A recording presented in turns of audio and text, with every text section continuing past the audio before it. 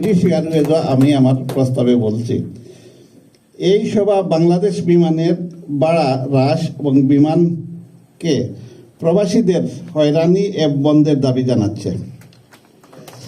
এই সভা থেকে ওসমানী বিমানবন্দরকে পূর্ণাঙ্গ বিমানবন্দর রূপে চালু করা এবং আগামীতে রিমিটেন্স ও বিমানের বয়কটের ডাক দেওয়া হবে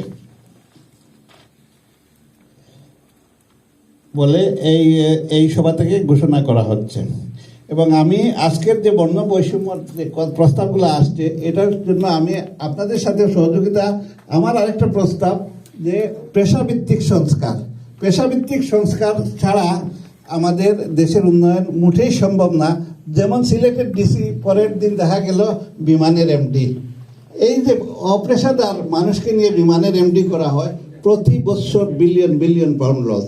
বিমানের এমপ্লয়ি থেকে বিমানের এমডি করতে হবে। পেশাভিত্তিক সংস্কার করে এই যে সংস্থার থেকে সে আসছে সেই সংস্থার চূড়ান্ত পর্যায়ে পৌঁছতে হবে।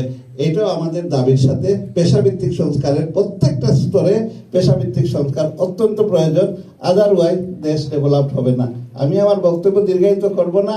আর আমি জনাব ফয়জুর রহমান সাহেবের কাছে মাইক প্রদান করছি। আপনারা সবাই ভালো থাকেন, সুস্থ থাকেন এবং সবার সমাপ্তি ঘোষণায় জন্য আমাদের জেপি সাহেব বলছে।